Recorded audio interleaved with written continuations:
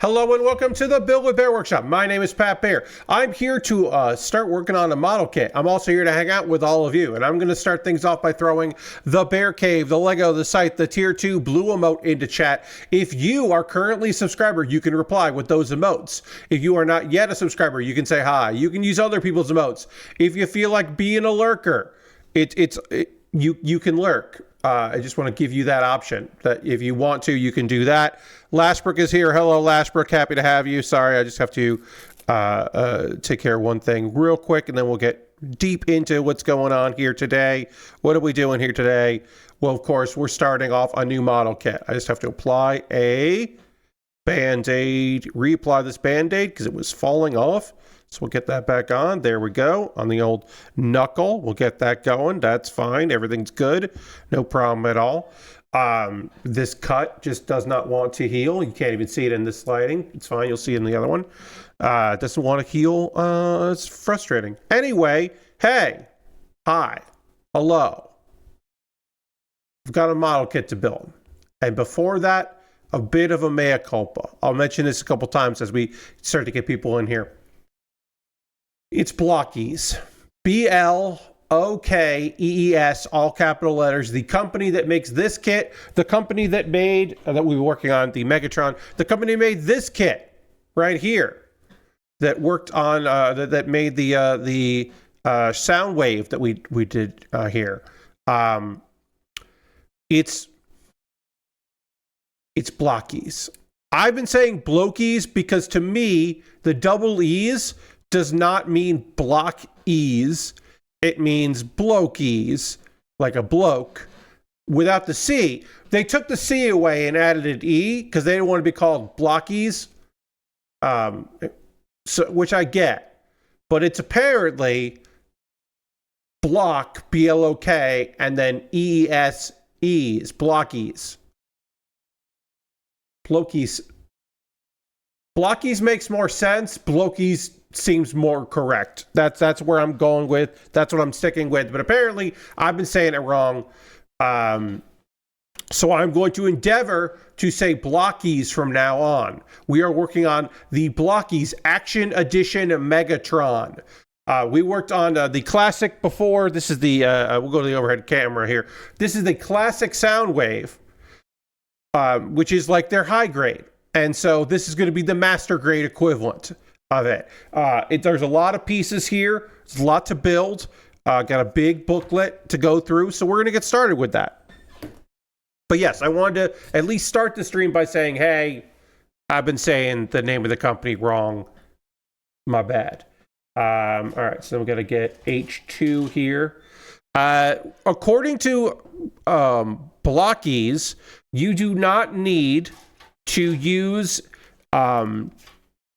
any tools for this kit. This kit doesn't require any tools, so we should be able to take all these pieces off the sprues without using the snippers, and we'll at least start doing that. Now, if I get the sense that, hey, these don't want to come off these without little extra pieces that don't come off, then I will call an audible and start using tools. But they say this is a toolless build, and so we're gonna listen to them for now anyway. And again, I can always, make the decision later, like, actually, no, this piece doesn't seem to want to come off the sprue right, so let's just remove it. But we'll start getting our layers. No stickers on this kit. No stickers at all. No stickers, no decals, nothing like that. So we will be doing the layered assembly here, and we'll get our eyes, in a second here. Get that over there. And we'll see how this goes. Looks like that. And that goes... No? How does it go like that? Must go like that. Okay. Yeah, all right. Either way, this does not feel great. So I'm like trying to figure out how this one goes in. It goes in like that. All right, this must be the way. We'll find out. That's got to be where the eyes are, because these are the eyes. This does have a thing where there'll be a battery at somewhere in here and a light that shoots up. and that light will shoot through the eyes, and you'll be able to see it. There's the eyes there. And now we come to our first important decision. So chat, I will ask for your help on this one here. Now, we have 3 faces, and of course we can swap them in and out as we need.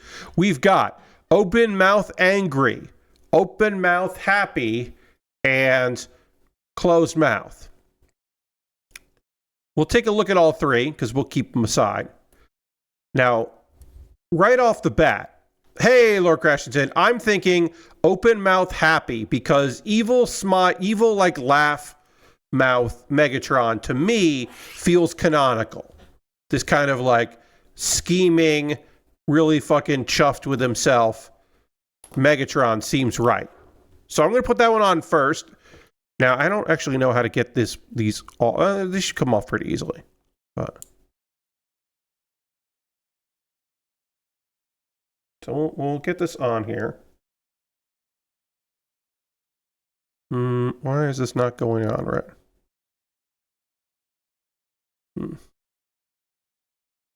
I don't think I put the eyes on wrong. Yeah, they went in there correctly. There is unhappy face. I think happy face is the way to go. That's what I'm feeling. I'll say, right off the bat, yes. That feels right to me. That feels like the way to go. Angry is good. Neutral expression, I don't know what's going on. Because remember, this Megatron is going to be sitting on a throne. At least you can pull a face off whenever you want. Indeed, Lord Crashington. We should be able to pretty easily. We might have to take the side pieces off to swap these out. Let's look at the end here, because it does say how to do it. But this Megatron is going to be sitting on a throne. And so, to me, you know, with laser beak on its arm and all that. So, to me, that feels like this is going to be a happy Megatron. Okay, yeah, so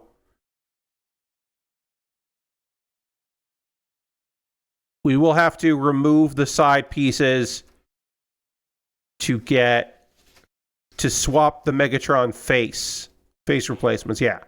So, we'll have to take off, like, several pieces in order to do it. So we can change the faces. It's just going to require some effort. And so I'm leaning towards going with the one I think I like the best, which is Evil Laugh Megatron. I think that's the way to go. Is that Megatron. So we're gonna go with that Megatron for now. But we will save the faces because of course there will be a spot for them in the throne. But this Megatron is going to be just like pumped up, just like stoked about life and what's going on with them. So, A2. So far, these pieces are coming off the sprue with no problem. I'm having no issue getting these removed, so that's good. But of course, I can always pop in a tool if necessary, if they're not coming out quite right. And while we're in here, let's get some other of the A2 pieces that we'll need. Like A210 and A216. We'll get most of our head done here. I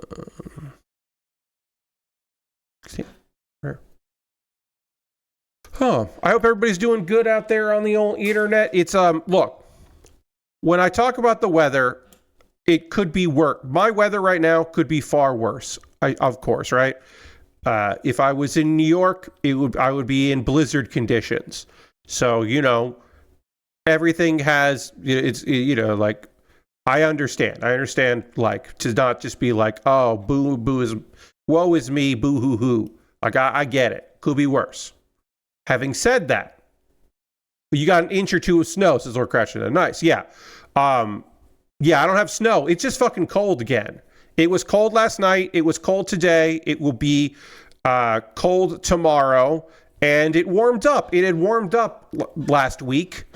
You know, like I went for a walk it was shorts weather for like one day last week. It was pretty fucking rad. And then this week it is not that. We are not in shorts weather. It is it's cold again. So like definitely like not cold for South Carolina. It's just like cold. Like it is just it is weather where you're like, oh damn. All right. Not great.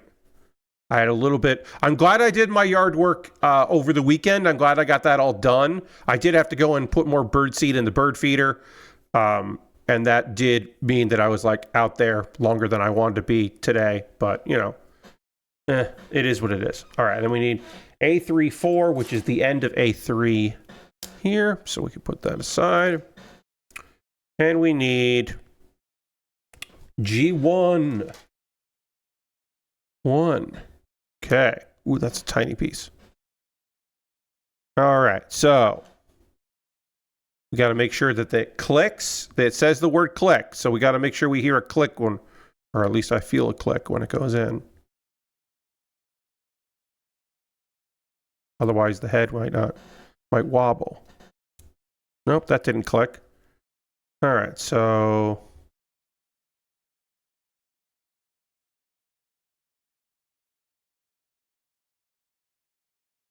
there it is. Okay.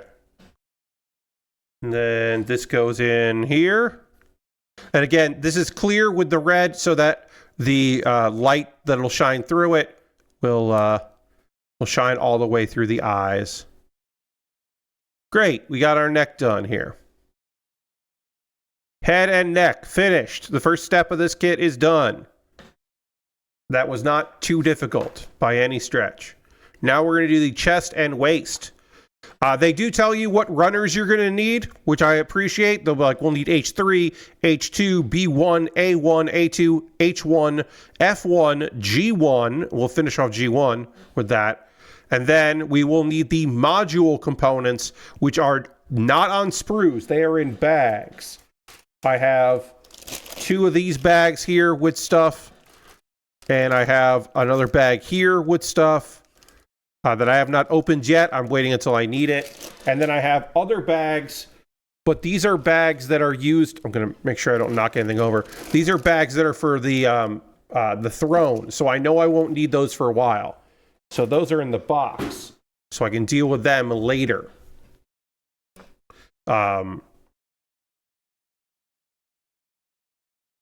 Magnetic parts can control the lights on and off. Okay.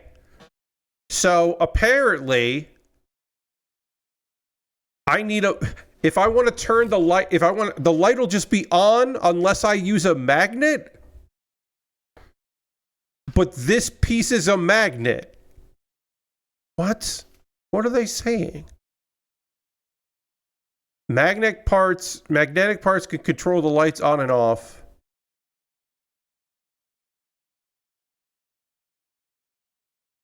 That's wild. What? All right, so I got to get these components out of here. So, like I said, it's cold. I don't love that. I'm going to, hopefully it will warm up for us a little bit. At least it's not like rainy. It's just cold. All right, so apparently, if I take this out,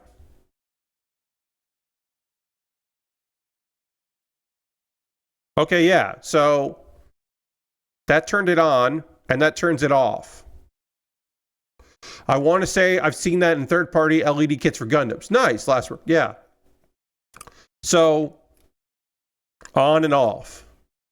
So apparently this piece, when Megatron's done, I will take this piece, and I will, like, touch it to Megatron, and then Megatron will light up.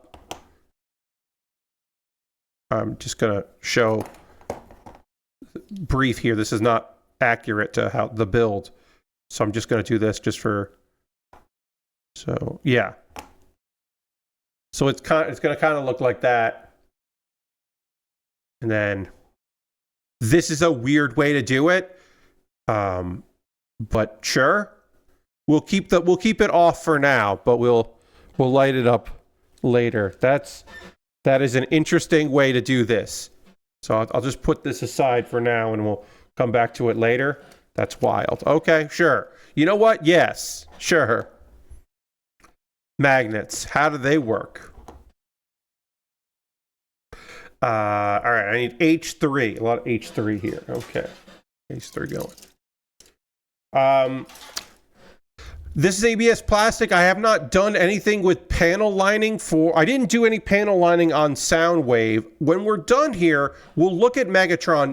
We're not going to do it as we go. When Megatron is complete, I will look at it and try to come up with a decision on, should I try to see what a marker will look like here. What will a Gundam marker look like on this? Like, I don't know. I don't know if it would need it. I don't know if it would want it or take it well. I have no idea. That's not something that I've had to think about when it comes to this style. This is now my second BLOKEES kit, and it is the first time that I am doing their bigger line. So this was, now apparently when these first came out, they were sitting around $35, and now this was $40, and it went from about, the classic line went from about 15 to now 20. So for me anyway, I can say that the original, the first kit I bought for this, let's see, H121, H122, the first kit I bought for this was $20, and this is $40. So at the end of the day, when the build is all done, I should theoretically have a good idea of if I feel like it was worth double the price. Now, $40, if it was worth $40 is a different thing. Those are two things, right? That I will try to answer for myself. Was this worth $40? Is it worth double the price of the other one? Now, for me, for Shockwave, $20 was like borderline, right? Like, it maybe felt like for what I was getting of the build, I was like, this might not be, to me anyway. I don't know if this is $20 worth of enjoyment for what you get. I think the end product looks very good, but I wasn't fully convinced at the time, and I'm still not, if like $20 was the right for that. Because when I think about like what, now obviously, sorry, I've got to like really collect my thoughts on this stuff when we start talking about this. Now, obviously, $20 doesn't get you what it used to get you when it comes to a Gundam, right?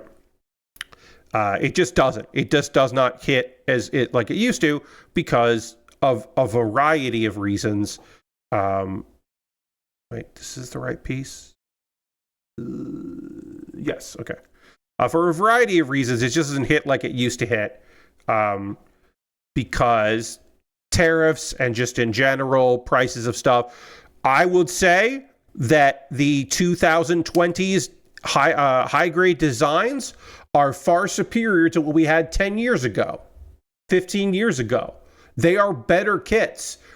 The 2026 kit is a better kit than the 2016 kit by far. So an old 2016 kit for like 20 something dollars, like that still feels okay. And then a modern kit now that's like higher than 20 and closer to 30, like, yeah, that still feels all right. So I don't know. And again, they're different things, right? The amount of the amount of difficulty, like these are not, so far anyway, I should say this. Clarify, I've built one BLOKEES $20 kit, and now I'm building a $40 kit. The $20 kit that I started with, that Shockwave was easy to put together. It was a breeze to put together. There was like one thing that was a little weird, and that was not about the difficulty of assembly. That was about the instruction manual leaving a little desire. My biggest complaint with that instruction manual was that it was small and kind of hard to read. And that's, your mileage may vary on that, but in my opinion, it was both illegible in some parts, and also needed like more experience in conveying a couple like maybe slightly tricky elements of design. Like that was my general opinion of that, and I stand by that like the worst part of that build was the part where it was the manual. So and of course that's pretty good. Like that's still a pretty good thing. If that is my biggest complaint with a build is, yeah, I kind of wish it was a little easier to understand what they wanted me to do. Like that's pretty solid. All right, we'll get this together here. I want to make sure I do this correctly, because I do feel like if I'm pulling any of this apart, it's going to I don't want to scratch anything as I'm doing this. We have a little bit of red here. We got 4 and 3. Pull that. That's 3. Yep. And so this is 4. Great. Yeah. Pre-roll ads are back on. I know. All right. So let's talk about this. Yoko Taro. You know Yoko Taro from Nier. Maybe you know him from Drakengard, but you probably mostly know him. You know him from Nier, and also he's the video game creator that wears a moon helmet mask, so that he's just not out in public doing his thing. You are probably aware of Yoko Taro. Yoko Taro made news today with the announcement that he is writing a Evangelion TV show. Announced on the Evangelion website, there is a new series coming with some names attached, the directors and all of that. And of course, we don't know what it's going to be. We just know that Yoko Taro is doing that. Now, I will say, I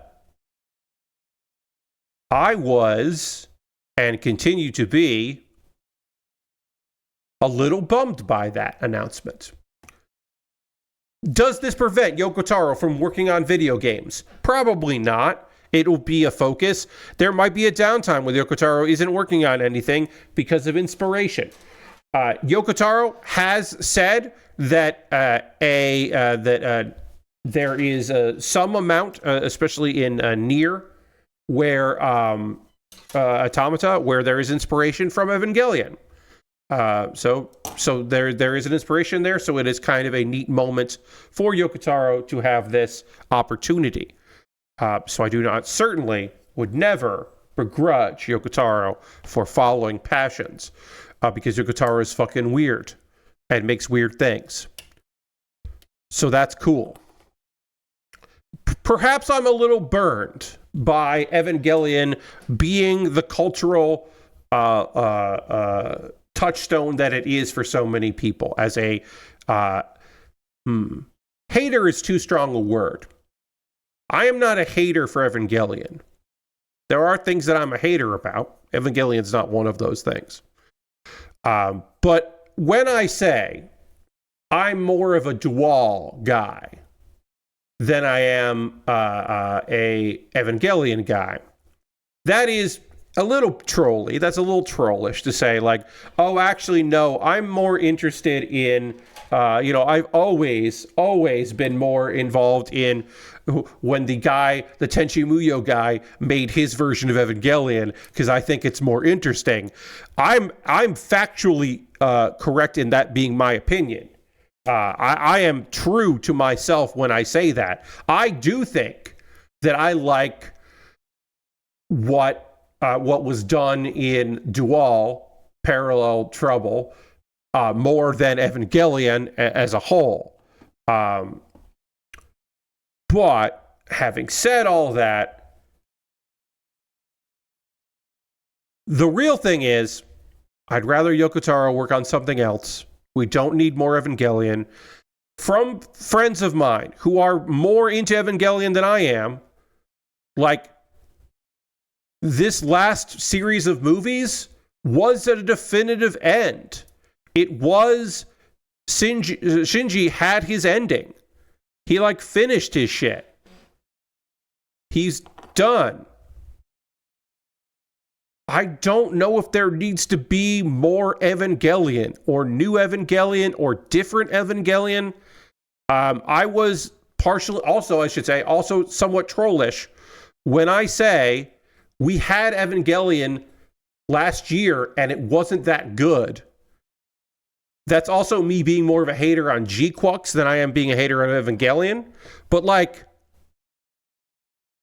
that to me is just like, yeah, okay, we're going to take we're going to do a Gundam-ass series with a bunch of weird shit in it, but we'll have it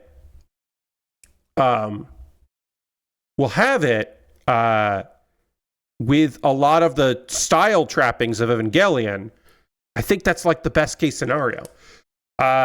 Didn't he recently say he had a game project canceled, or are you thinking of someone else? I don't know.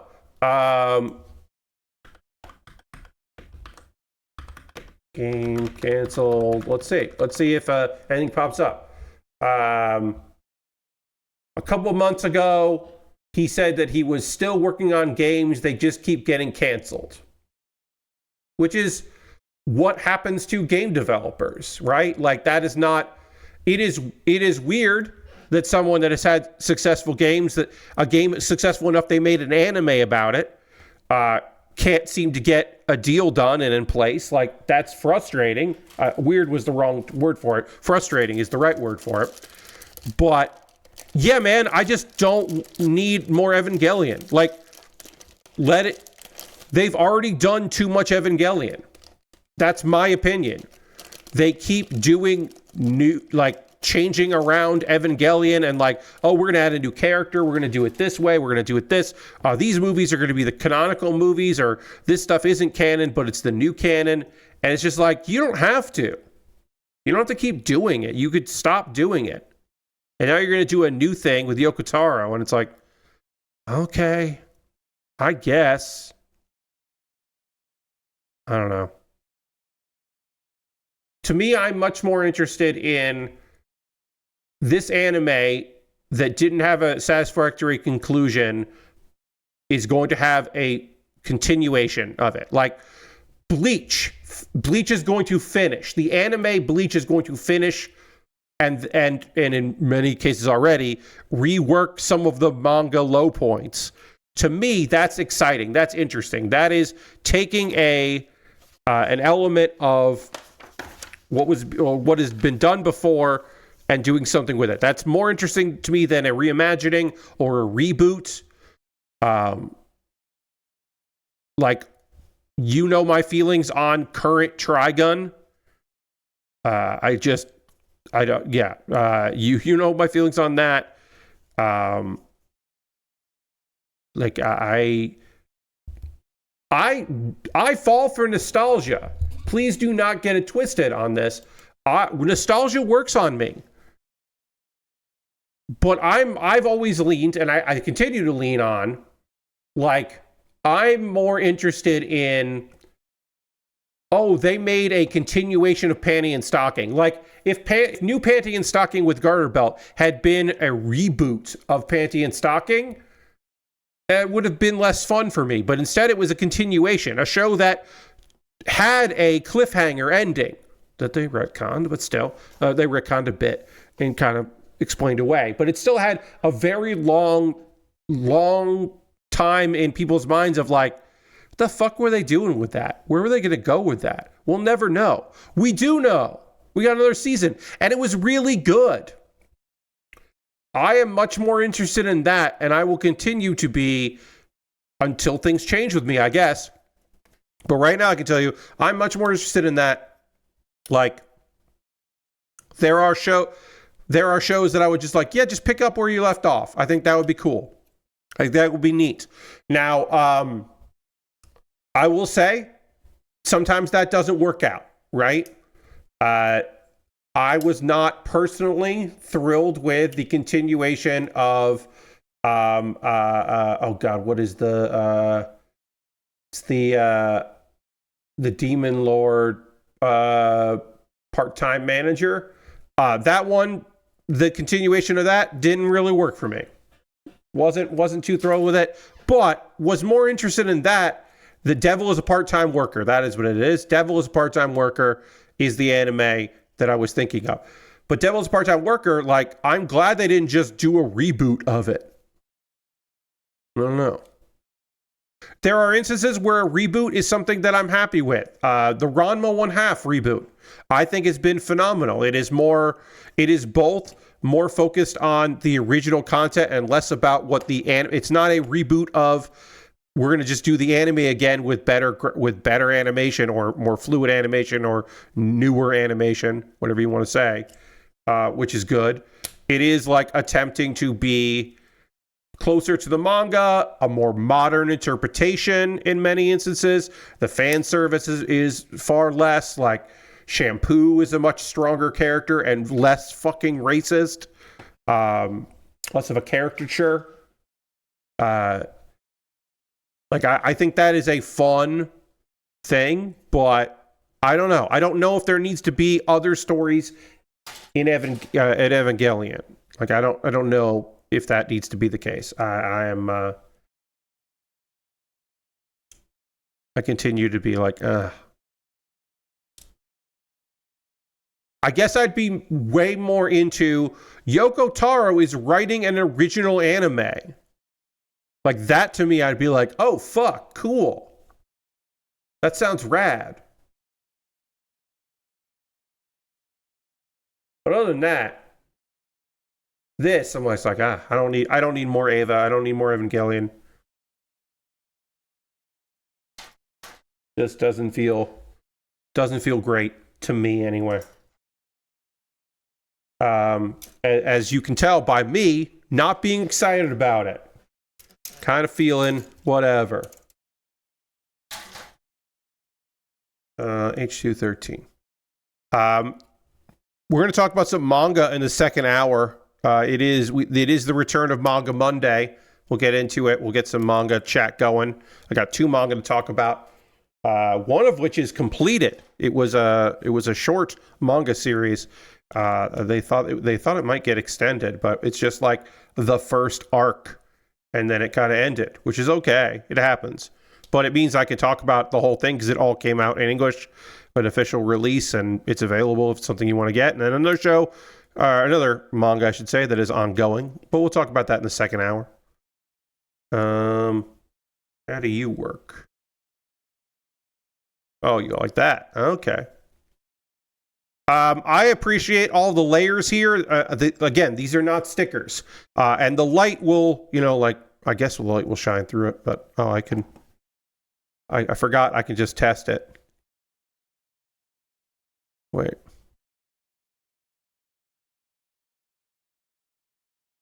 Okay, yeah, it's got to go like that. That's what it is. I can take this, shove it in the chest there, and it turns on. Yeah, they got the light going up there, and then it'll come out through the head. So it's like that. Okay, that makes sense. Had to get it on and off. That's really weird. I find that to be fascinating. But yeah, this is not stickers. These are all pieces of plastic. I really appreciate that. And again, spending the fucking money on it. So if you want to take these apart some to do internal workings or battle damage of any sort, you could certainly do that, which is, neat. That's some neat shit. A117. Is this piece here? Nice. Let's see. There's been some studio closures. And so we should talk about that.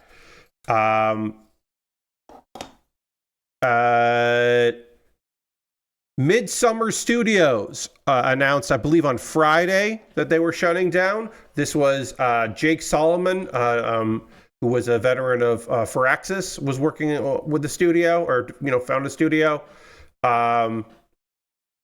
They were in pre-alpha on Burbank, which was a life sim game. And basically, we don't know how many people that affected. It was Life Sim meets The Truman Show.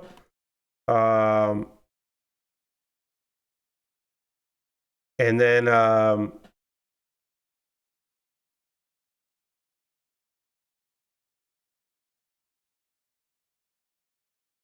did mention, because people were like, hey, you talked a lot about AI.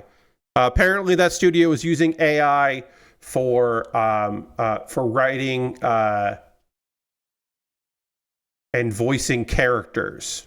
So while I certainly don't want game studios to close, I'm less sad about that than other studios, I guess, if that's what they were doing, because that sucks. But he defended basically being like, oh, they're just tools. You know, they don't replace developers. And it's like, okay, sure. This is they started in 2024 with $6 million in funding by some venture capitals, and Crafton were in there.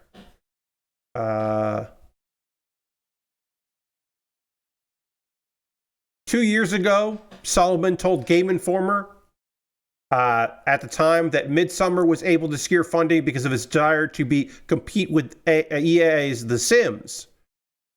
So basically, they sold it on, hey, we're going to make... Nobody's competing with The Sims. We're going to compete with The Sims. And that's how they got the funding they had. Which, like, if you have enough to sell it on, like, that is a good pitch. You know, there are people out there that would be interested in that and hearing your pitch on that. So, like, that makes sense. But, of course, they're closing and their game's not going to come out. So, I guess it didn't work. Let's see here. I think I have connected this properly. We'll find out. I think I've done this right. Okay. Yeah. I think I have done this correctly. Now, we have to get into this bag of goodies and get out the Decepticon logo. Decepticon logo that will light up. And then the front of this. And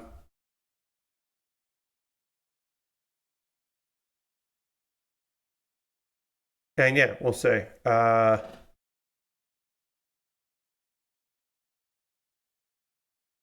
We don't know how many people were laid off, how many people were working on the project, but they have closed. Tencent has also closed a studio. Timmy Montreal, or Timmy, Timi Montreal. They had been working on a service-driven title for PC and consoles on a unannounced game. This started off as a they were working on an original AAA franchise. Apparently, they had been a studio for 5 years. Apparently, this was a LinkedIn post from an employee saying the studio had been shut down, and that LinkedIn post has now been deleted. So there has not been an official statement to contradict reports, but merely to say, hey, the person that led people to go like, oh wait, what's going on with that studio? That has been deleted. So maybe they were not supposed to say. Who knows? They're like continuing to work on Honor of Kings, Pokemon Unite as a sports studio, and Call of Duty Mobile. They're again a Tencent subsidiary, but which again we think was shut down, but maybe it wasn't. That's the whole group, Tencent of Timmy Studios. Now Montreal was a studio within the studio that was working on something else, apparently. So the Chinese version of it seems to be okay, but the Montreal one seems to not be okay. All right. Okay, so that's how it turns on. Just kind of tap that there, and then it lights up, and then eventually the eyes will light up too. That's real good. Real good. Real weird and good. Just shove the big magnetic logo onto the non-magnetic, or the magnetic part there. That is a fun bit of business. Let's see. Yeah. So yeah, hopefully we'll hear definitive information about that, or a statement that says, "Oh, that was, you know, a former employee was saying that, but they were inaccurate." You know, whatever. Hopefully we'll hear something about it, because right now we don't know. I want to put the head on. I want to see. This is basically, the chest is just about done. There's the backpack part of the gun that we need to put on. But I just want to see if there's any other thing that needs to get done here. If I can just put the head on it, because that way it's not headless. Okay, yeah. No other parts have to go on there. We will work on that part there, but I can just put that on there. Hell yeah. Look at it. Cool. Cool as hell. For comparison's sake, chest and head, the difference is here. This is going to be a bigger kit, right? It's going to be a bigger kit. Little scale right off the bat. We'll be doing more. Now, would it be better if I was looking at like two different Megatrons? Of course, it would be better to compare a classic to a action edition between the two. We unfortunately don't get that. So this is the best I can do for you. But it's still something. I will say, comes together very easy. This comes together nicely, and I think looks fantastic. Hey, King of Meat is shutting down. Now, I'll admit, friends, this is my first time hearing about this video game. I've never heard of King of Meat before. Maybe I've heard of it at some point. Maybe I've seen an ad at some point. It does not ring a bell. If you told me King of Meat was coming out this week, I would be like, okay. So this is new to me, that this is a game that existed at any time, in any form, but it is shutting down. It was a live service co-op game, King of Meat. It was online only, obviously. That launched last fall. And so 4 months later, they're saying, hey, in April, it's done. It launched October 31st for $30. This was not a free-to-play. This is a $30 game. It was published by Amazon. Had an animated trailer at Gamescom opening night in August 2024. They bet on marketing it with a Mr. Beast video that got them nothing. Yeah, I guess so. Okay, yeah. So there was even a promotional video for Mr. Beast featuring content creators playing King of Meat in a big tournament. And reportedly, Glowmade, the studio behind it, was looking for around 100,000 concurrent players on Steam at launch. And the most they ever had was 400, according to SteamDB. And they cracked, they never got to 1,000 across consoles and PCs total. So their hopes were dashed. They were getting ready to do layoffs in December at the studio, and now the game is shutting down. They announced that the servers are shutting down on April 9th. Despite creative and innovation Glowmade brought to King of Meat, the game has unfortunately not found the audience we hoped for. As a result, we have made the difficult decision to conclude our investment in the game, and the servers will close on April 9th, 2026. Players will be able to enjoy access and play all existing content until then, and we encourage you to enjoy your remaining time in the game with your fellow contenders, which is capitalized. All players who purchase King of Meat will receive a full refund in the coming weeks. So it's not immediate. They are going to refund people because they did spend, some amount of people did spend $30 on this. But yeah, obviously didn't do what they were hoping it would do. And again, I will say this is a game that I knew nothing about. I continue to know almost nothing about. And I don't want to say I'm the most tapped in capital G gamer, but I do pay attention to a lot of stuff. But, you know, I do keep my ears open on stuff, especially multiplayer games, you know, like, yeah, just never heard of it.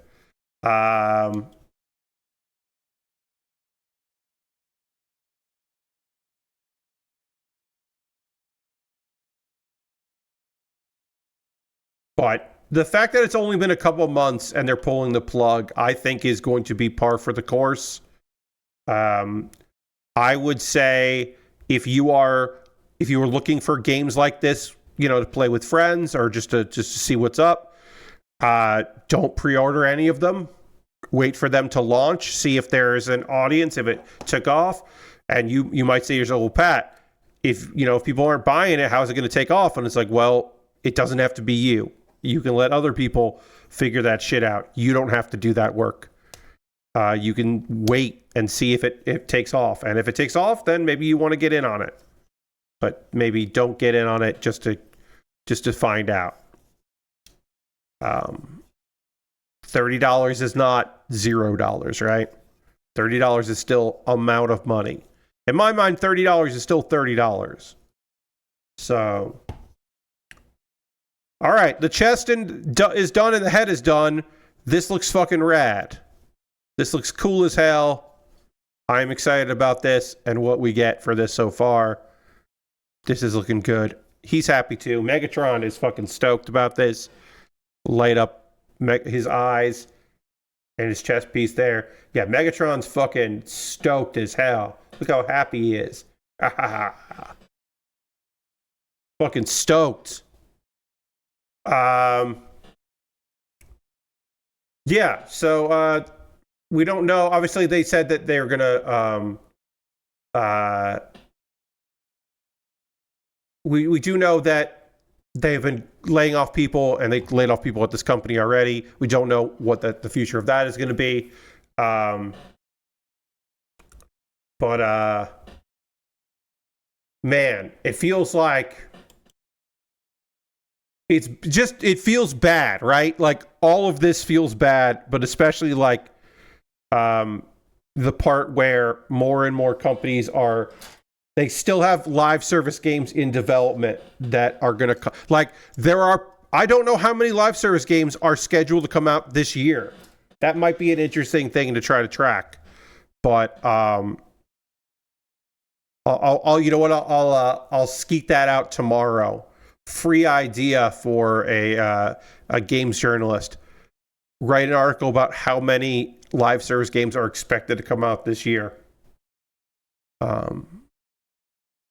There, I'll give Zach first dibs. Maybe I'll message Zach about that. So this story, there's not much story here. These are small little things. At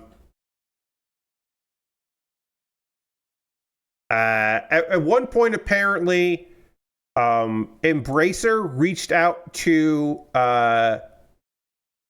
Chris Stockman, who was the design director of the original Saints Row, after the 2022 reboot that people didn't love, that was tonally off, but also technically not sound.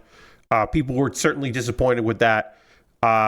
Apparently, at some point after that, they reached out to him. This is Embracer reached out to him to like get a pitch for another game.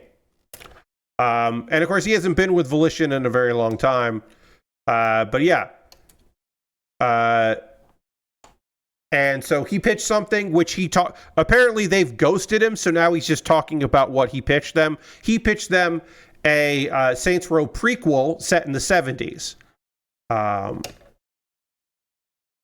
And apparently they got the pitch, and that's about as far as it got. And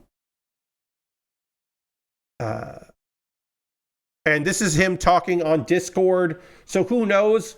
Maybe they've heard a lot of other pitches. Maybe they decided to go with another pitch. Maybe the pitch was fucking bad and they were like, we should stop talking to this guy. I don't know. But that is as far as we got. As someone who has spent some time with Saints Row and enjoyed several Saints Row games, I can say that I would play a Saints Row in the 70s. That could be fun. I'm up for that. I think actually I would prefer maybe another 80s Saints Row, but 80s are more than that. But like either way, I could get down with that. I think that could be cool. Now they basically said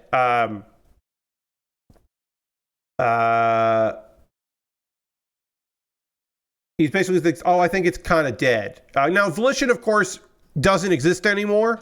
Should make it clear that the studio was shuttered in 2023, mostly because of. Now, certainly, you could say that is because the Saints Row reboot didn't hit. You could also say it's because of Embracer, just in fucking general. But yeah, and that was the only Volition game that came out under Embracer. So yeah, we don't know.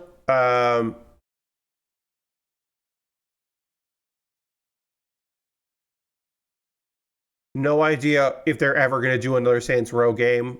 We don't even know if they were serious about doing another Saints Row game, or if it was just like it was a make good for somebody in there to be like, you should talk. You should just see if he has a pitch. I don't know. We want to say that we asked him so that somebody else will shut up, that kind of thing.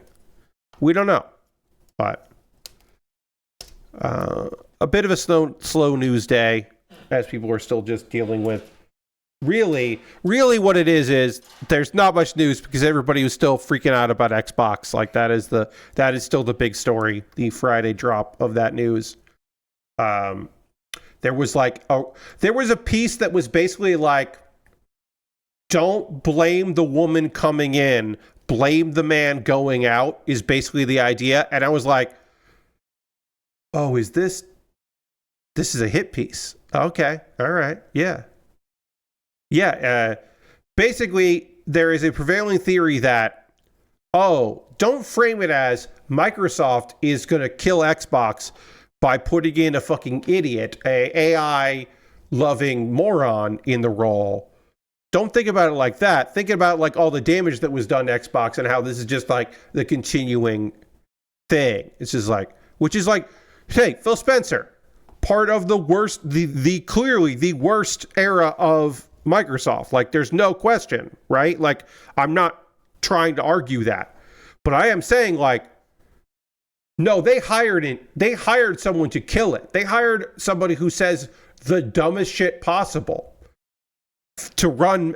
They put in charge of Xbox a woman who mere months ago, said she believes that AI will help with raising birth rates because birth rates are on a decline, and AI is going to help with that because it's going to help hospitals.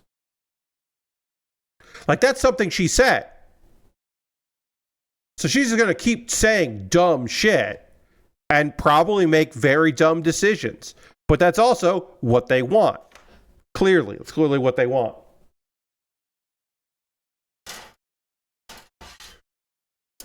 Bond being let go is the interesting part. In my mind, that's way more interesting than anything else. Phil Spencer was there for fucking forever. Totally like, hey man, yeah, get out of there. That was a rough end for you. That's a rough one, but like, yeah, get out of there.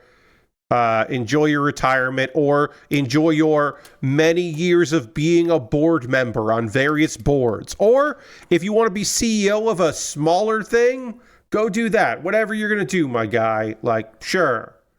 Who knows what your retirement package is, and if you can even work in that industry, or if you have to wait 10 years and then you can be fucking showing up and doing and being on a board or whatever. Like, go with God, whatever you want to do. Bond not being Phil Spencer's replacement is to me the more interesting story of like somebody who was like put in that position, who was being like readied for that role, was there to do it, just being out, like not moved to another division, not put somewhere else, kept the same job, just gone. Was she forced out? What, did she quit when she found out she wasn't getting the job? Like, who knows? Did somebody like headhunt her and go like, hey, Phil announced he's retiring and they're not giving you that job. What if you went on vacation for 9 months and then came here? Who knows? We don't know. But that, to me at least, that's the more interesting part of the story, is her being out. But yeah, that hit piece today was just like, oh, okay, this feels like manipulation for sure, an attempt at manipulation. There was someone who's just like, as somebody who follows a lot of sports reporting, that's what this feels like. This feels like the regime change where the owners of the team try to make it seem like, do their best to use the media to make it seem like, oh, well, this head coach is gone, and now the head coach is gone, it's smooth sailing because we got the new head coach coming in. It just feels very much like that. And that is what it, at least to me anyway, that is what it seems like. So I don't know.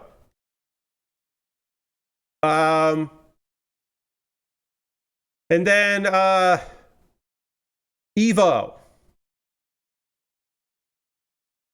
Evo is now fully owned and is now a fully 100% a subsidiary of the Sovereign Wealth Fund of Saudi Arabia. That sale has fully gone through. Ownership has gone in there. It is now not a partnership. It is between companies. It is now fully owned. And of course, they had a statement, because they got to have a statement that said, under RTS ownership, Evo's traditions, values, and identity will remain unchanged, with a continued focus on serving players, fans, and publishers at every level of the industry. And they said in a statement, key leadership will remain in place, ensuring long-term stability, including Stuart Saw in his role as Chief Executive Officer at RTS.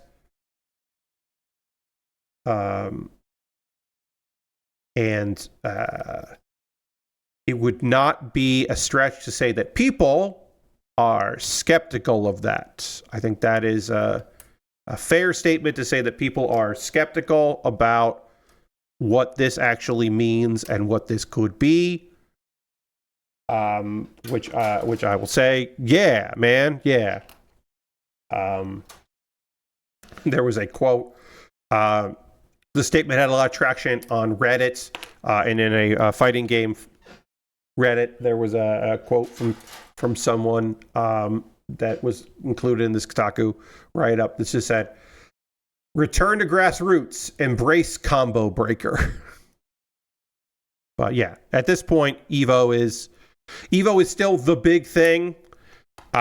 It still will be interesting to see if Evo in the United States, Evo in Europe, continues to be the powerhouse. Now, there are other reasons why Evo in the United States might not continue to be the powerhouse, as more and more international gamers are thinking to themselves, pro players are thinking to themselves, I don't fucking want to go to the United States.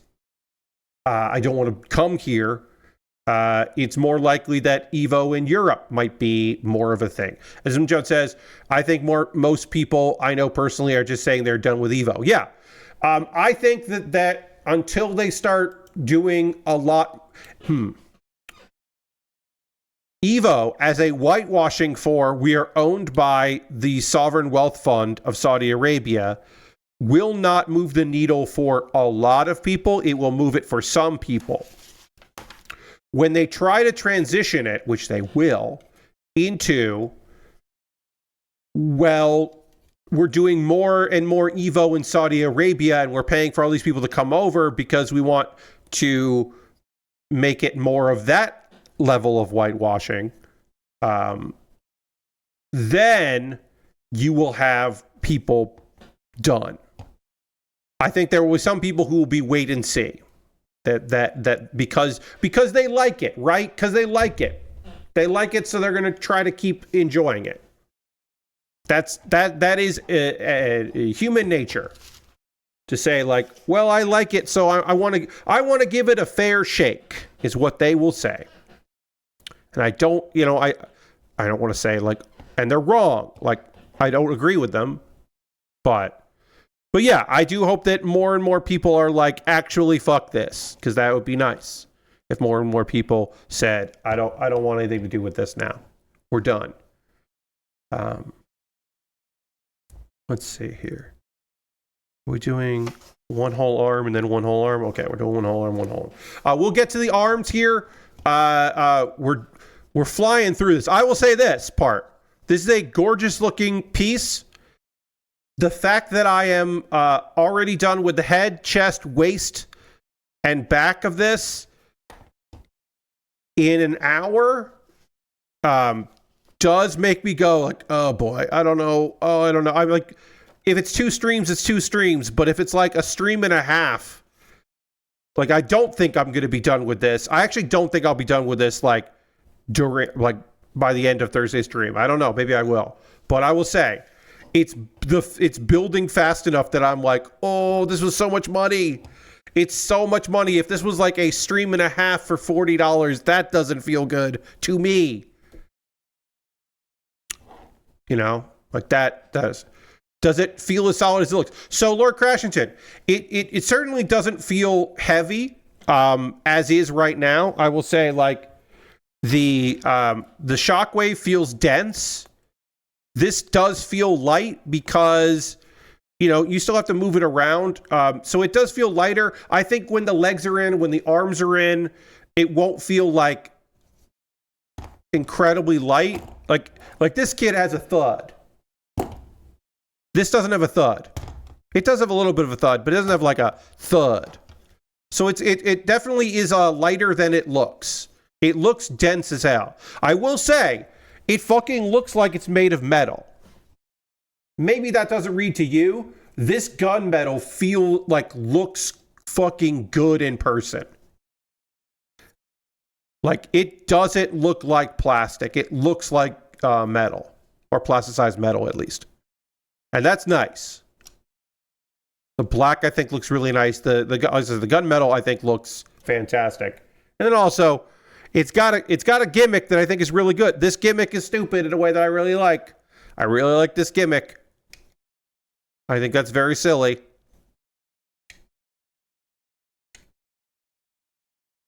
That's good and silly. I'm really into that. Anyway, we'll talk more about it as we get into the second hour here. But first, what's going to happen right now is the pause for the cause. This is my opportunity to talk to you about ways that you can support what I'm doing here. Everything I'm about to talk to you about is optional. You are under no obligation to do any of these things. But if you would like to, I would love that. First and foremost, are you currently a subscriber to the Bill Bear Workshop? Well, if you are, you can throw the Bear Cave, the Lego, the site, the tier 2 blue emote in the chat. Being a subscriber is the easiest way to support what I do here through cash money or your Prime Gaming token. Being a subscriber, means you don't see ads. No pre-roll ads, no in the middle of the stream ads, which we don't have, but occasionally things get fucked up. Like, if the stream gets disconnected, then ads will play because it doesn't remember that I ran an ad break. It's a whole thing. But yeah, being a subscriber, you get some cool emotes. You don't see ads. You're supporting me. That's really nice. I appreciate it. That is a way to support the stream and what I'm doing here. You could use your Prime Gaming token. If Amazon Prime link to your Twitch, you get that token. You can use it for anybody. You want to use it for me, that'll be great. Yeah, those are ways to help me out here. Bits and coins, always appreciated. Gifting a sub. We had a bunch of gifted subs this month, which is very kind. We love that. But if you also wanted to gift some subs, you could do that. You could do that. Let's see. Is there other way? Yeah. Those are all ways to support me right here without leaving Twitch. There are other ways to do it, of course. My Patreon at patreon.com/PatBear. Over on the Patreon, there's a $1, $3, $5, and $10 tier. There are different rewards for different tiers. Consider joining me on Patreon. It would mean a lot. It would be great. I would really appreciate it if you want to jump in on the Patreon at one of the tiers. Even $1. If you got $1 a month you'd like to just throw my way, that would be great. $1 is free. No, USA Gundam Store is, no, not USA Gundam Store, sorry. YouTube. I jumped the gun there. YouTube. That's another way to support what I do here. Of course, I have a YouTube channel, youtube.com/PatBear. You can subscribe for free, of course. But if you wanted to become a member over on the YouTube, you can jump in there. And for just $2 a month, you become a member. And you get my Wednesday videos on Tuesday. So tomorrow, you will get a video that other people have to wait till Wednesday to see. Well, that's pretty nice. It's good. It'll be wrapping up Romance Month here. So you'll be able to watch that, watch me talk about that video then. But right now, you know, there are other ones you can watch. So consider becoming a member over there and get videos early. Now, this kit was voted on by my $10 patrons. They said, you should build this next. And I've got a backlog that I will, in the coming days, ask them, hey, what should I build next based on what I have here? And they'll be able to decide what I should get next. You can say, no, Pat, don't build that model kit for your backlog. That kit that transforms, that has a flight mode, don't build that kit. Oh, no, not that Pokemon a Mega build? No, don't do that, Pat. Instead, we want you to build something that we purchased for you. You could do that. You go to my Amazon wish list and buy something for me to build. It'll come to me in the mail, of course, and it'll get a dedicated video for my YouTube channel, and then it will jump the queue, because that's the least I could do. If you want to see me build a Starscream, I've got that from the BLOKEES kit, BLOKEES Starscream. I put that on the list because that would be nice to build. There has been a new entry grade kit. If you want to see me build the Wing Gundam entry grade, I'd be happy to build that. That's on the list. And if you're thinking to yourself, Pat, I don't know about model kits. I don't know about that. You could just get me some gear. There is some gear on the list, some stuff that would be nice to have. Like, hey, maybe you just want to get me some wall chargers for some devices that would just make my life easier. I would appreciate that. But yeah, there's a bunch of things in there. See if there's something on my wish list you'd like to see me put together. You can always buy that, and then it'll come to me and jump the queue, as I said. Be the next thing that I work on. There's a lot in there. There's some knockoff Lego that I would be happy to try out, and some actual real Lego in there as well. Some old kits. The High Zack from Z Gundam right now is a reasonable price. That's a $20 right now. You get that. You want to do that? You could. You don't have to. It's optional, as I said. I have a wish list on Throne. It is nice to have alternative to Amazon. So if you see something on my Throne list that you'd like to pick up, you can do that. And then, of course, the most convoluted and complicated way to support me financially is to go buy something from USA Gundam Store. At USA Gundam Store, you will get you can buy a gift card, and then we'll send you an email with a gift card code. Then you can send me a whisper on Twitch, or a private message on Blue Sky or Mastodon with that gift card code, and then I will use that gift card code to buy something from USA Gundam Store. That's the whole thing. That's how it goes. That is a way to support me and what I am doing. Let's see. Is there anything else I want to say there? If you want to support me but not spend any money and you haven't already, join my Discord. We would love to have you in the Discord. That would be great. If you're watching this later on the VOD here on Twitch, you can find all this in the chat replay. And if you're on YouTube, check out the show description below for all these links. A couple of video links for you to check out. Speaking of links, if you missed my recommendations on Pat Bear's Anime Club, where I talked about some of my favorite shows that are happening right now, you can watch that. My opinion has not changed. Occasionally, it's happened before, where I recommended something and then like a couple episodes later, I was like, ooh, actually, mixed recommendation now. That has not happened yet, which is nice. And then Kuma Baer is my weekly anime recommendation series, where every week I have a 1-minute video recommending something. If you haven't already, please watch this video I did on Whisper Me a Love Song. Whisper Me a Love Song is a phenomenal anime. It came out in 2024. It is a slow burn romance. And it is just cute as hell and really fun. And I talked about it for about a minute, and that video did not do particularly well. Unfortunately, did not get the views that I would like. It has less views than last week's video, which did not get nowhere near the views I normally get. It's rough out there. It's rough out there view-wise. Every once in a while, there's a dud. I'm hoping that the video that goes out to people on Wednesday does better. I'm hoping that this last one for Romance Month suddenly starts hitting better, and that's a shame. Anyway, that's it for me blabbing. That's the pause for the cause. Now I'll be blabbing other ways.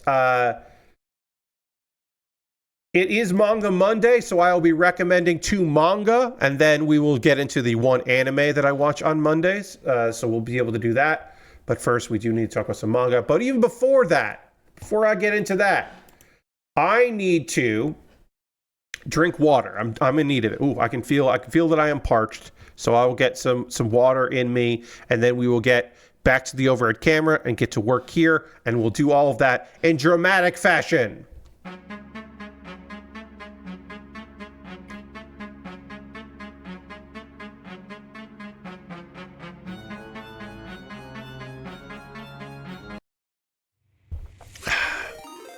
John wants me to hit the dance button. Thank you for using your channel points for the dance button. Here's the dance button. As I find H1. I found H1.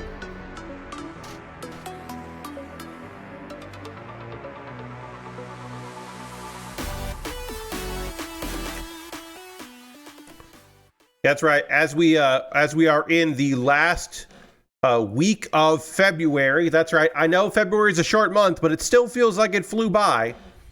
I realize I have to do the Q&A video. So I got to put out an email to get Q&A questions tomorrow and get my monthly Q&A video for Patreon done.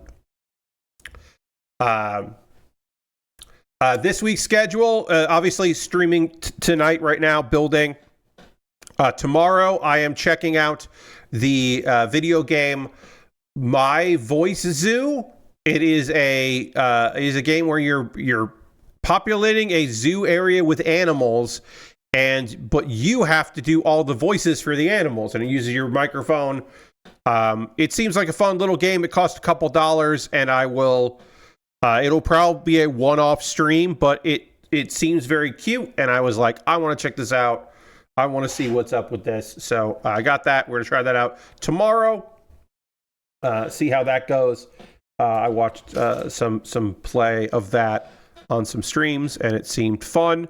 And so I was like, I want to get in on that. So we'll do that tomorrow. And then Thursday, I'll be in here continuing to work on this. Probably finishing this Megatron on Thursday. That's my guess. Is I'll be wrapping it up. Maybe I won't. I don't know.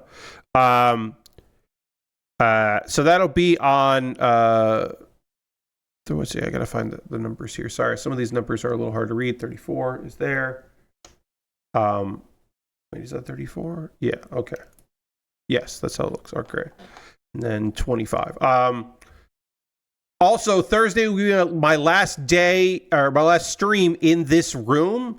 On Friday, I will be moving back into my bedroom. I'm currently in the Carolina room, the bonus room, because my folks are coming back on Sunday the 1st. So they're returning on the 1st, which means that I want to move in there, back in on Friday. so that I don't have to move all my stuff Saturday night after the stream. So I will do it because I want time. Also on Friday, after I moved everything in, that night, I got to record the next episode of Pat Bear's Anime Club. So I got to do that. And then also, probably, I think Thursday, I'm going to record my Q&A video for Patreon. So I got to get the email out tomorrow because I already have one question in. I would like at least two. So I'll get that message out to post out to the patrons to try to get that going. So a little bit of a busy week video-wise. Isn't every room there a Carolina room? John, technically, yes. But, it's an add-on. The Carolina room refers to a room that was added on as a bonus room. So some people will call it a bonus room, or you might call it a den. It's not the living room. It's not a family room. It is an addition to the house, where, like, there's only tile in the kitchen and tile in this room. Tile, yeah, like it just in the bathrooms, but like no other room in this house outside of the kitchen has tile except for this room. It is kind of what they're going for with that. Is why they call it a Carolina room. But if you are a local of this area, when someone says Carolina room, you know exactly what they mean. But this is the room with like a lot of space, and it is very nice to be in here. I mean, as I said, it is very nice to not be in my room. Now, I will say this part. One of the downsides about being out here is the floor is fucking cold. It is cold right now. I do have a towel down that is helpful. The towel is helpful so my socked feet are not on the tile. That is helpful. But also, it means that my bedroom, which the door is closed when I'm not in there, and that's been helpful, is to keep like heat in there as much as possible. I don't have the computer in there warming things up. I don't have the computer and 3 monitors in there going at the same time, and so that is a bit of a bummer. When I go in there at night, it is chilly now that it is colder. I got the heat going. I turned the heat up and I'm fine eventually, but it is kind of cold. And that room, that room does get fucking warm. So it's kind of nice that I'm not dealing with the room being warm. But again, the trade-off is, working in there warm, I don't have. But now I'm like, okay, tonight when I go in there, it will be pretty cold. All right, I need H1 and I need H3. All right, Manga. Reincarnation of the online game Addict is a reincarnation anime with some unique elements to it that I wanted to mention. Like the basic of it is there's nothing unique about this basic stuff here, right? Okay. Oh wait, yeah, okay. H3, 12, and 13. So some of these elements are not unique at all. Our guy was very good at an online VR MMORPG, right? He was very good at that. He had a nickname. He was called the Fist King because he was very good at punching, unarmed combat. He was excellent at it. He beat the game. He defeated the King Pharaoh in the labyrinth and finished it in a quote unquote impossible task. He was a legend in that world. And then he's now in an alternate world. He's in the game world. There are monsters and there's fighting. He is now in a real version of the VR MMO game he played. But he's also 12. He's in the body he had when he was 12 in the real world. So that is an element that is interesting in that his life is obviously different and the world is different. The world is kind of a mismatch of the world he remembers and this game world, but it's not fully a one-to-one game world because it's has to fill in the blanks and make sense. You know what I mean? It can't just be exactly how it was, because that wouldn't work. And he can't use his fists because he's 12 and he doesn't have the skills for it. And and now those skills don't exist. Nobody has those skills. So he's like, all right, well, I'll just develop other skills. Another thing that is interesting in this world, his method of developing skills nobody's thought of before.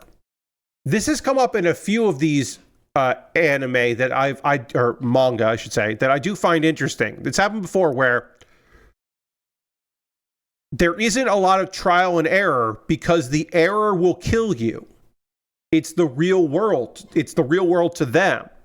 So people go to school to learn, and they learn from what's worked in the past. And his methods of like, yeah, I've just been swinging a club every day for a number of years. And they're like, what? Yeah, I swing a wooden staff for 8 hours a day, and now I can use a bunch of skills that I didn't have before. I have learned those skills. And everyone's just like, yeah, sure you have.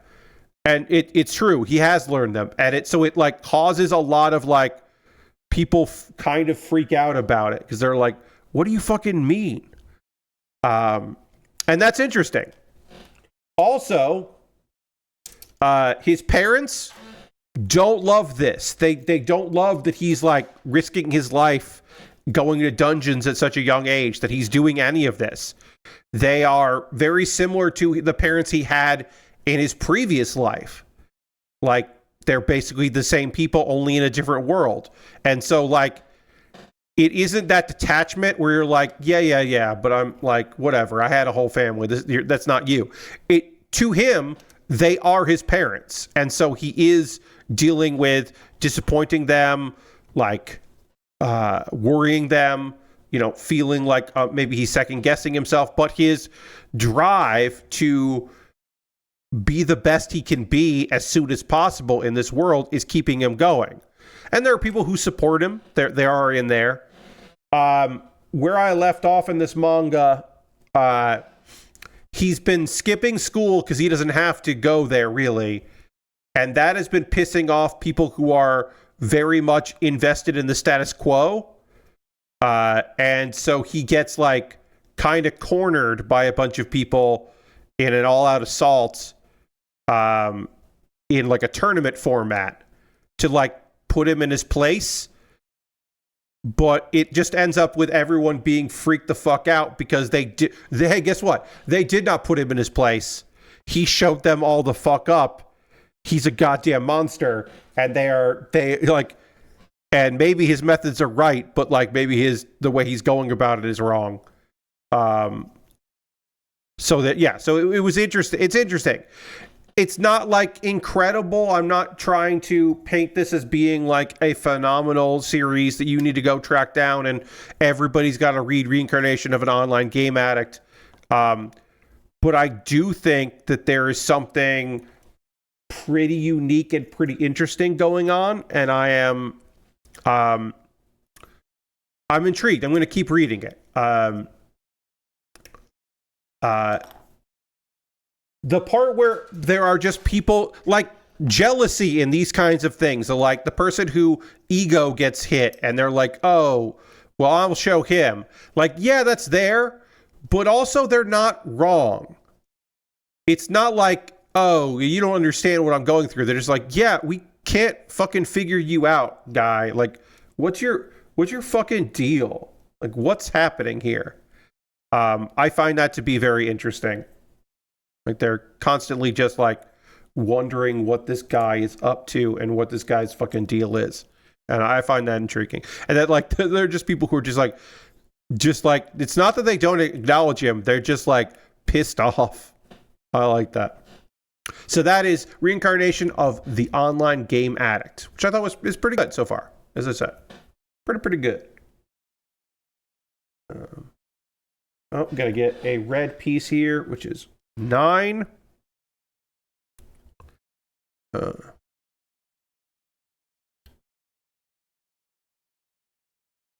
Some of these are a little hard to read. There you go. All right. And all right, so this was go like this, and this goes like this. Why aren't you working? Talk about another manga here in a second. Let me just try to get this.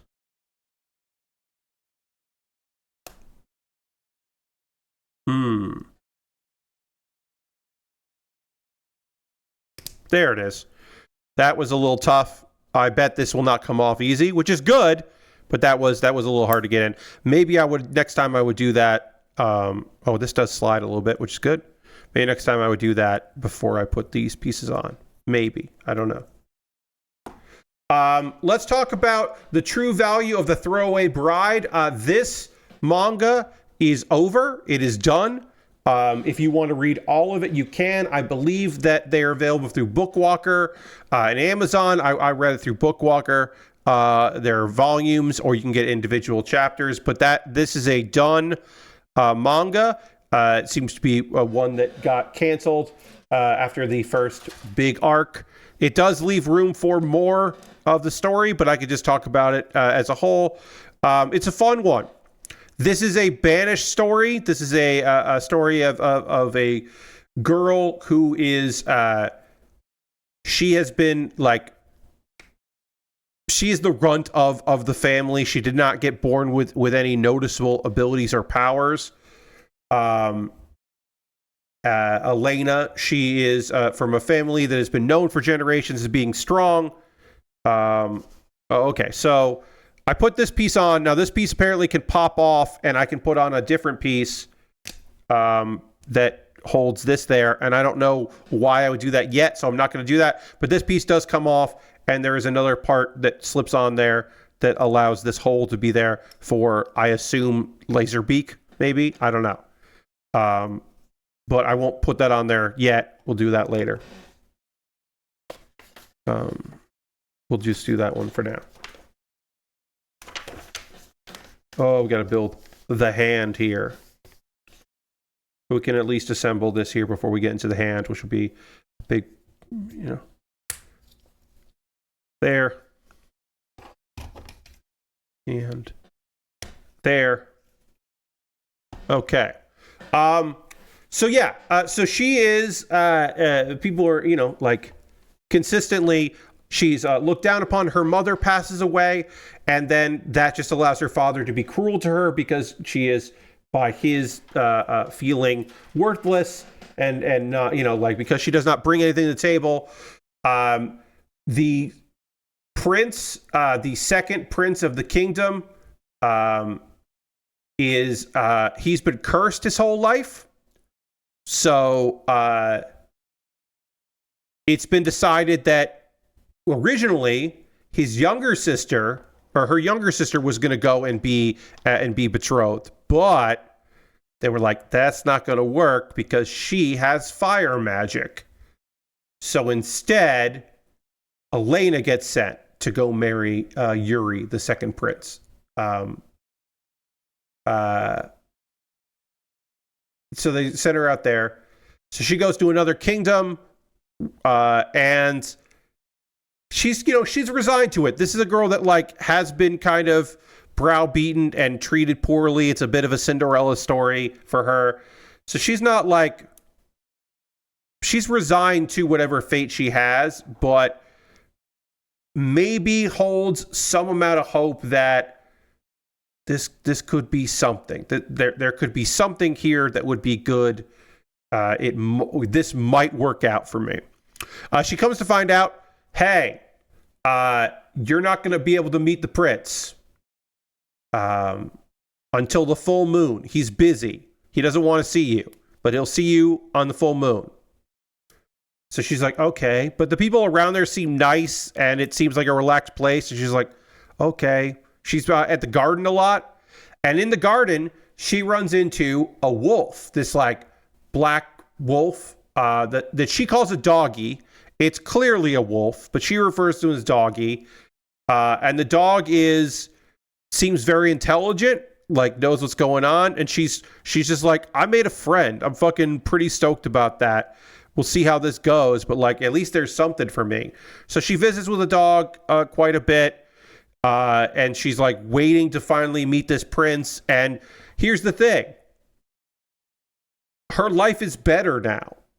Her life is clearly better. This is clearly a better environment for her. No matter, even if she never meets the prince, she's not being mistreated. She's not being disparaged, and she's not the butt of the joke.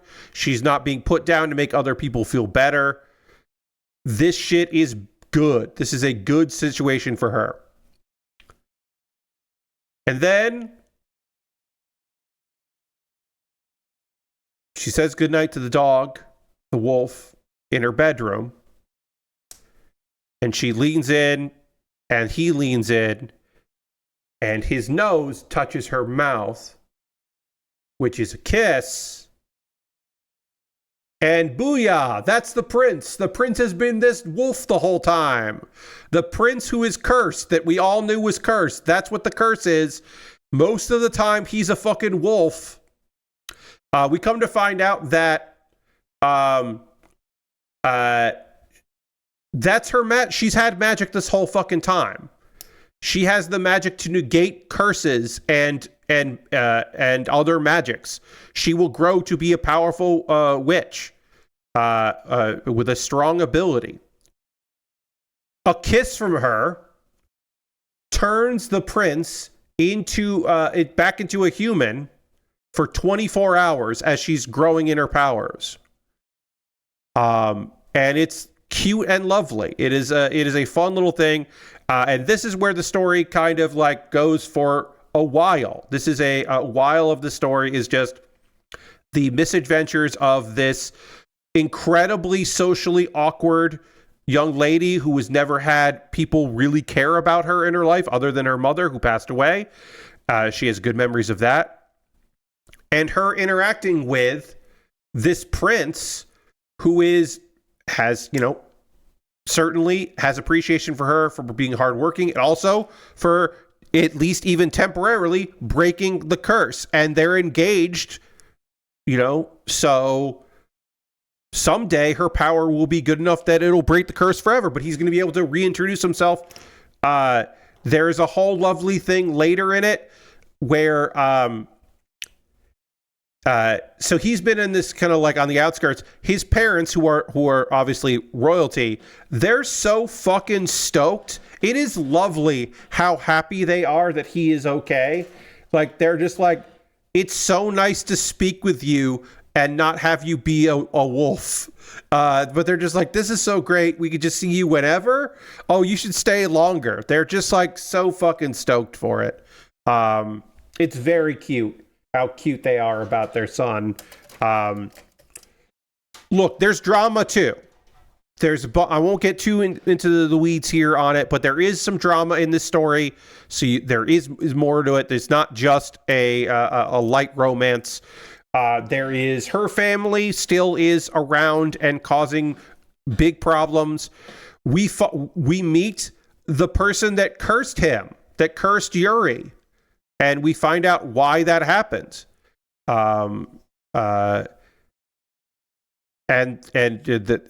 shit went down, but we get to learn about that, which you don't often get in these kinds of stories. And then also there's just a lot of cute interactions between these lovely young people trying to figure their stuff out, and then also slowly falling in love with one another. And it's great. It's a great little story. As I said, I believe it's 2 graphic novel volumes. Not too long. You can get into it and finish it. Sometimes it's nice to know that you can finish a thing, that won't just go on forever and just be like, at a certain point, you're like, why am I still watching this? Like, or reading this? Like, what's going on? Like, it doesn't have that. The most complicated part of this build, one of them is done. I have built the hands. I still like these more than some of the real grade hands that I've had to assemble in the past. Like the mid 2010s real grades had worse. This was a lot to get this looking good, but it does compared to the hand on Shockwave. It also has the slot to hold things. This is a BLOKEES certainly understands like what makes Bandai so successful. I think they have a good understanding of that. Yeah, that was a little complicated. But yeah, this will be able to hold some stuff, certainly, which is what you want. All right. Let's move on to the other arm here. We got so much of this done. I think we're definitely going to finish this on Thursday. But also on Thursday, we can kind of decide on the back here. We can look and see if we want to do any panel lining. Like I don't know. I can do a little bit here. But like, yeah.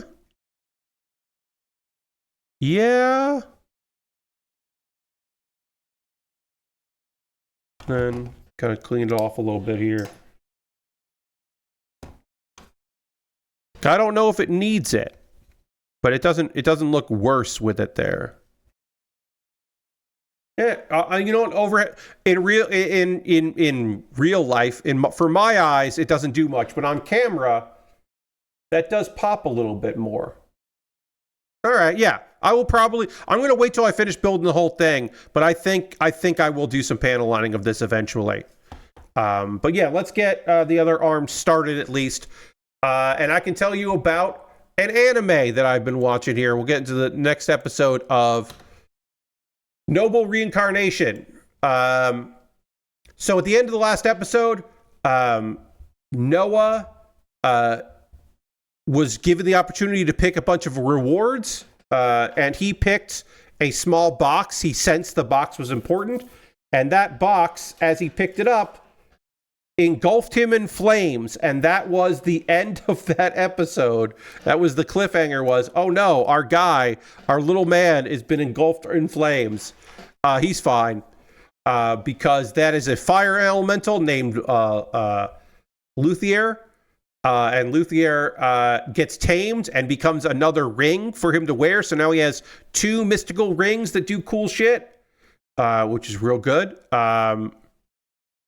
So now he's got another friend. Now he's got fire powers. And he is now seemingly impervious to flames, which is a good work if you can get it. You can get impervious to flames. That's pretty good.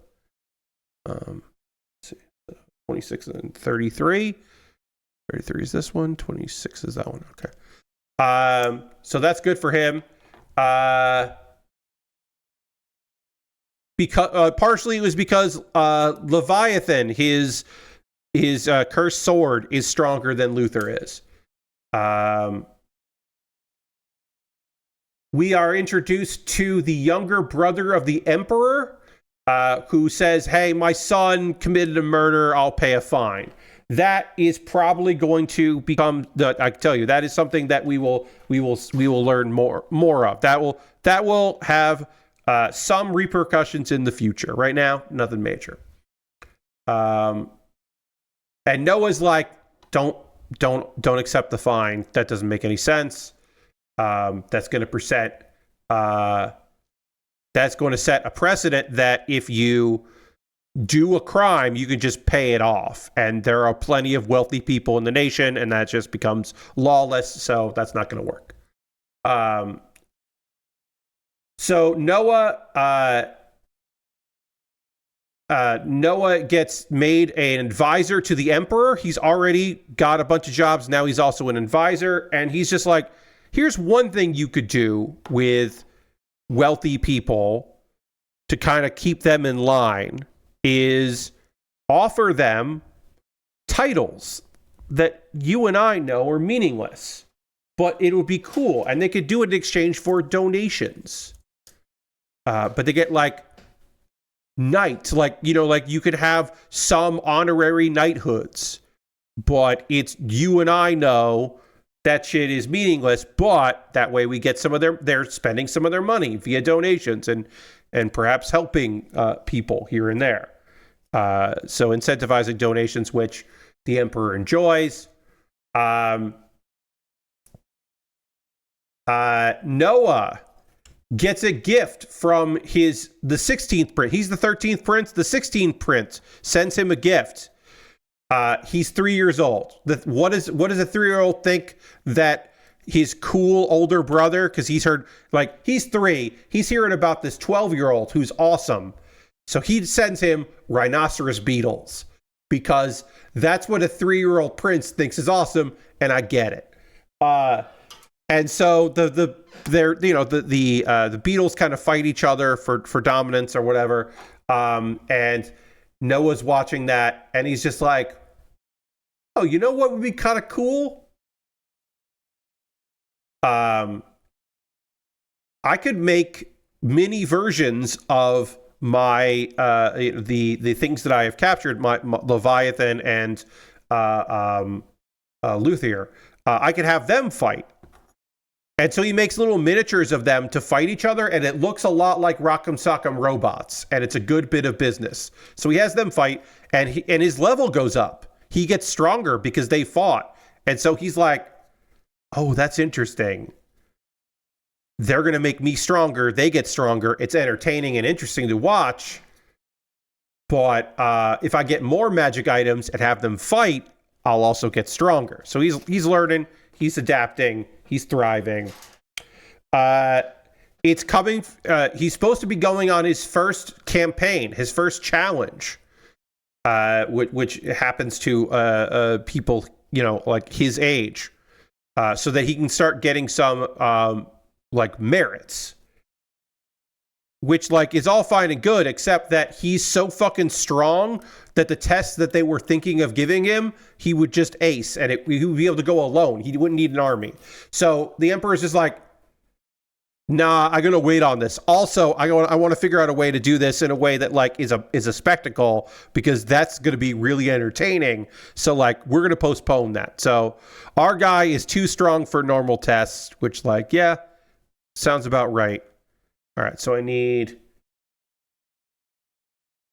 H315 and H314. Let's see. 15 and 14. That's 18 and 19. Here's 14, which goes on this side. And 15 I took out by mistake. I'll put that there. Let's see what else happens. Okay, so then we get into the meat of this episode, the tail end of this episode. Things take a bit of a dramatic turn. Our guy's out in the city. He's hunting for items. He's looking for stuff. He witnesses a man named Dalem, who is a servant of Gilbert. Now, Gilbert is the first prince, but he can't become king because his mother was a consort or concubine. So he can't be king. So he's just got a lot of money, and he's just like being a fucking dick about it. One of his this is his servant Dalem. He's threatening merchants in public. He's flagrantly violating the law. He is throwing around. He is using, because what can these people do? He's like the not the crown prince, but the first prince is out there being an ass. Like, he's using their name. Like, they can't refuse him service. He's just taking advantage. But also, as rightfully pointed out, like, yeah, he can throw his weight around with anyone, but he can't fucking throw his weight around with another prince, because he's disrespectful to Noah. And he's also like, you're dishonoring my brother, and you've dishonored me. And by dishonoring me, you also dishonor my brother. And so we don't see this on screen. We see him tied up with a whip, or tied up to a post. And then it is basically just said that he gets whipped to death. He just fucking gets whipped. And the people around are just like, serves you fucking right. Because he's just like, do you know what's going to happen to you? You know what's going to happen? It's like, nothing. Nothing's going to happen. So, how does this get solved? Well, Noah apologizes for killing Dalem without Gilbert's permission. And this is there was an apology. So Gilbert can't get mad later, can't keep bringing it up because he's going to look like an asshole. So he has to lie and say, oh, that guy, he was using my name without permission. I had let him go a while ago. I was meaning to kill him for being that. You did me a favor, which is a complete lie. It's a complete lie. It's very much not the truth. But our guy, Noah, outsmarted the first prince, completely outplayed him. Because if Gilbert holds a fucking grudge publicly about this or makes any kind of move about it, the Emperor is going to be fucking pissed off about that. The Emperor will definitely not let it slide. And also, if Gilbert even brings it up, it damages his reputation, so he can't ever talk about it. So he's obviously pissed. And then the end episode, we get this is the minorest of cliffhangers, but we do get a little bit of a cliffhanger here where a guy named Don Ortiz. That's right, Don Ortiz. Don Ortiz shows up and he's like, hey, I work for the Imperial House. I would love to work for you. I'm very impressed with how you operate. So I would love to come work for you. And so it's agreed, but Noah has Dylan, one of his servants, do a background check because he smells something fishy. And it could be fishy, and it could be, like, it could be just something's going on. Something's going on. It's not right. And so Noah is suspicious. And this could lead to stuff in a future episode. All right, so now we got to put some on here. And that's the end of this episode. Again, some things happened. A lot of it is like setting up for future things. I am still enjoying my time with this show. Is it great? I would not call it great, but it is good. Is a well done one of these, is what I will say. This is A23, and then A11.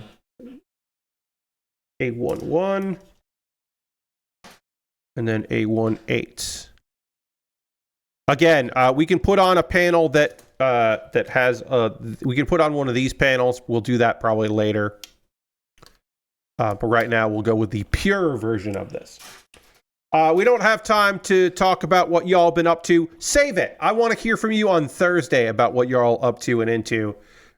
So my apologies. I talked about manga longer than I guess I thought I would.